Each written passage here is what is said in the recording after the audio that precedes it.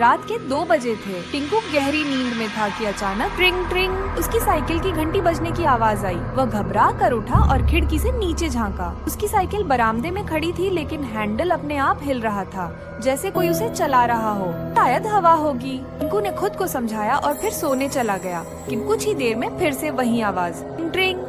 अब की बार और जोर से। टिंकू ने फिर झांका।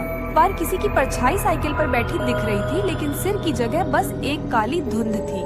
अचानक परछाई ने टिंकू की तरफ सिर उठाया कि आंखों से लाल रोशनी चमकी और एक ठंडी फुसफुसाती आवाज आई, तू सवारी करोगे। झपकने लगी और टिंकू की सांसें थम गईं।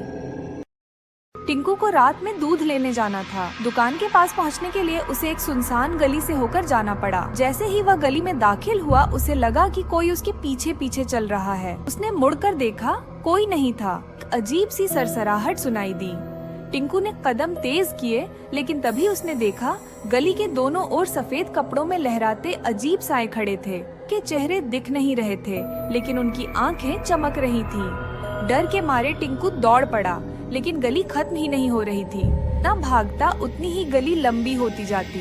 अचानक एक फुसफुसाहट उसके कानों में आई, तुम भी यहीं रहोगे।